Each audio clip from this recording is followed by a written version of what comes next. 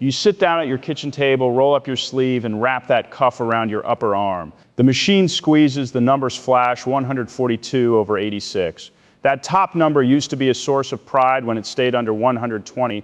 Now it sits there staring back at you, and a quiet question hits. Is this quietly stealing the years I have left with my grandchildren? Will these numbers be the reason I can't chase them around the yard anymore, or remember their favorite stories, or even button my own shirt after a stroke? I've seen this moment thousands of times in my exam room. I'm Richard Miller, a cardiologist who spent nearly 2 decades caring for adults over 60. And I'm telling you straight, the old 120/80 rule no longer fits everyone once you cross 60. Your body has changed, the target has to change with it, but here's what most people get wrong. That slightly higher number isn't automatically normal for your age. When left unchecked, it can erode your independence faster than you realize. The arteries that once flexed like brand new garden hoses have spent decades carrying blood with every heartbeat. Over time, they lose their elasticity. The supple elastin fibers break down and get replaced by stiffer collagen. Calcium deposits form. The lining of the vessels becomes less able to produce nitric oxide, the molecule that keeps them relaxed and wide. The result, every time your heart pumps, that pressure wave slams harder against rigid walls. Your systolic pressure, that top number, rises because your heart now works against concrete instead of rubber. This isn't theoretical. I watch it every day. Your baroreceptors, the tiny pressure sensors in your carotid arteries and aorta, lose sensitivity in your 30s. They corrected a sudden drop within seconds. Now the response is slower, which is why you can feel lightheaded when you stand up from your recliner. Your kidneys become less efficient at excreting sodium, so fluid balance shifts.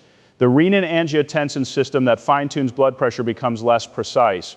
All of these changes are real, measurable, and predictable. They explain why we approach blood pressure differently after 60 and why getting it right protects the 3 things my patients care about most: their memory, their mobility, and their time with family. For years, we applied the same targets to everyone. Then major studies forced us to get smarter. The SPRINT trial followed more than 9,300 adults, many in their 70s and 80s. When they lowered systolic pressure to an average of 121 instead of 136, the intensive group saw 25% fewer heart attacks, 30% fewer strokes, and a 27% reduction in death. Those are not small numbers. Those are real people who stayed out of nursing homes and kept living on their own terms. But the trial also taught us caution. The patients who benefited most were relatively healthy. When we push too low in frail adults with multiple conditions, we sometimes see increased falls, dizziness, and reduced blood flow to the brain and kidneys.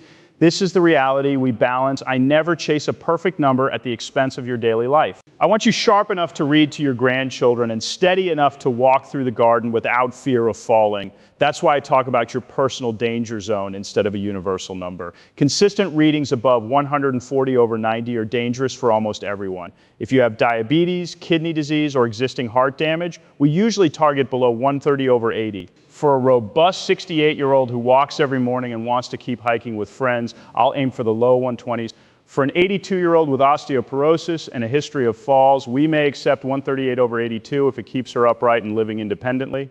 The goal is always the same: protect your brain, heart, and kidneys without creating new problems.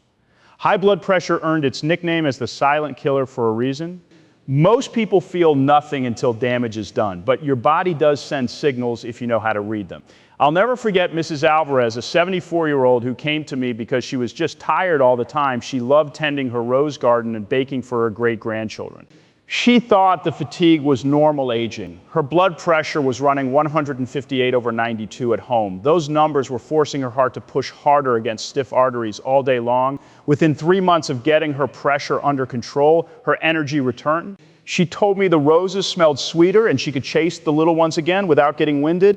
Other patients described morning headaches that feel like a tight band across the back of the head. Some noticed blurred vision or more floaters than usual because the tiny vessels in the retina are being battered. Shortness of breath, climbing the 3 steps to your front door, swollen ankles at the end of the day, ringing in the ears, numbness in the feet, trouble remembering names you used to know instantly.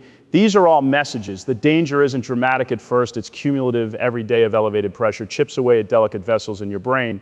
One day you're gardening, the next you're in rehab, relearning how to speak after a stroke. Your heart muscle thickens from working against resistance, eventually leading to heart failure, where even carrying a bag of groceries leaves you gasping. Your kidneys lose filtering power until dialysis becomes part of your weekly schedule. The small vessels in your eyes can bleed or swell, threatening the eyesight you need to drive to see your family. These aren't abstract risks. They are the difference between living in your own home versus moving in with your daughter because you can no longer be trusted alone. I tell my patients the truth because I've sat with too many families after a preventable stroke wondering why they didn't know how serious it was. So what actually works? Let's get practical. The changes that move the needle are simpler than most people think, and they compound powerfully over months and years. Start with monitoring. Buy a validated upper arm cuff. I recommend Omron or Withings models that have been tested against hospital equipment. Bring it to your next appointment so we can check it against my machine. Then use it correctly, sit quietly for 5 full minutes with your feet flat, back supported, arm at heart level. Take 3 readings 1 minute apart and record the average. Do this morning and evening every day. The pattern matters more than any single reading. This daily data is pure gold. It reveals white coat hypertension when your pressure spikes in my office but is fine at home. It also catches masked hypertension when everything looks normal in the clinic, but your home readings are high. Many of my patients have avoided strokes because their home logbook showed a pattern I never would have seen from occasional office visits. Next is food. The power of what you put on your plate cannot be overstated. The DASH diet and Mediterranean patterns consistently lower systolic pressure by 8 to 14 points in studies of older adults. That's the same drop we see with many medications, but without the side effects. Focus on potassium-rich foods because potassium directly relaxes blood vessel walls and helps your body eliminate sodium. Sweet potatoes, spinach, beets, white beans, bananas, oranges, and avocados are your daily allies. Beets are particularly powerful. Their natural nitrates convert to nitric oxide, widening your arteries. I've had patients drop 10 to 12 points in 4 weeks by adding roasted beets to their lunch 3 times a week. Cut sodium aggressively. The average American eats over 3,400 milligrams a day. We want you under 500. That means cooking from scratch, reading every label, and avoiding the hidden salt in bread, soup, deli meat, and restaurant food. Flavor with garlic, rosemary, smoked paprika, lemon zest, and vinegar instead. Your taste buds will adapt in about 2 weeks. Food will taste better than it has in years. Here's a simple daily pattern I give many patients. Breakfast, oatmeal with berries, walnuts, and a dash of cinnamon.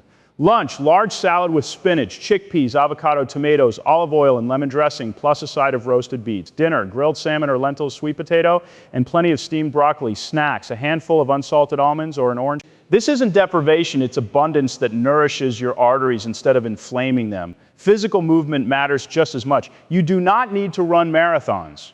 You need to move most days with enough intensity that you can talk but not sing. A brisk 30-minute walk 5 days a week is enough to meaningfully lower pressure and improve endothelial function. The beauty is you can break it into 3 10-minute walks after meals. Post-meal walking is especially powerful for both blood pressure and blood sugar. Add strength training twice a week. Strong leg muscles help pump blood back to your heart and improve balance. Simple exercises with resistance bands or light dumbbells while seated work beautifully. I have 78-year-old patients who started with 5-pound weights and are now doing gardening without back pain or dizziness. Balance work like Tai Chi or simple standing exercises on one leg while holding the counter dramatically cuts fall risk, which is critical when your blood pressure medications can sometimes make you lightheaded. Stress is a hidden driver. When you're chronically worried or angry, your body releases cortisol and adrenaline that constrict vessels and raise pressure. Many patients tell me their highest readings come during family conflicts or financial anxiety. This is why I prescribe daily breathing practice as seriously as I prescribe medication. Try this. Inhale for 4 counts, hold for 4, exhale for 6. Do it for 5 minutes twice a day. The effect on your nervous system is measurable. Many patients also benefit from morning sunlight, evening gratitude lists, or simply calling one friend every day.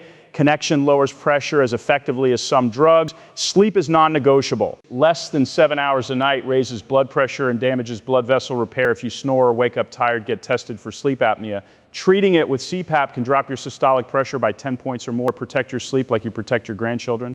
Dark room, cool temperature, consistent bedtime, no screens an hour before bed. These are medical prescriptions, not suggestions. When lifestyle changes aren't enough, medication becomes the tool that protects your future. I'm direct about this. If your readings stay high despite excellent habits, medication is not failure. It is strategy. The benefits for preventing stroke, heart failure, and kidney damage are massive and well proven. We have excellent options. Thiazide diuretics help your kidneys eliminate sodium.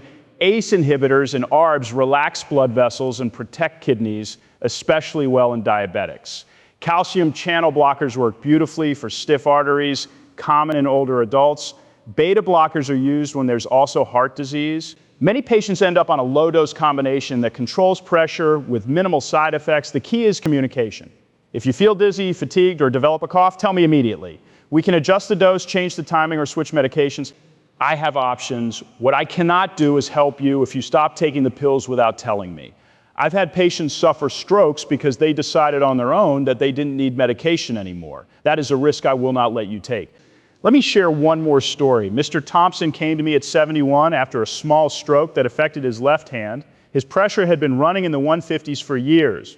He thought it was normal. After his stroke, he was terrified he would never play guitar for his church again. We created a complete plan: home monitoring, major diet overhaul, daily walks, stress breathing, and 2 medications that worked well for him. 18 months later, his pressure sits at 124 over 76 most days.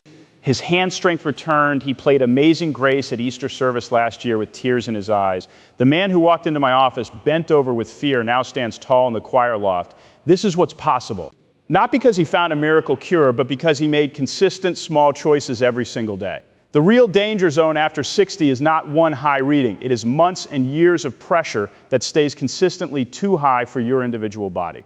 The overlooked shift is understanding that your target must be personalized. For many of you, keeping the top number under 130 protects your brain and heart best. For some frailer patients, we carefully balance at 140 or below to prevent falls that could shatter a hip and end independent living.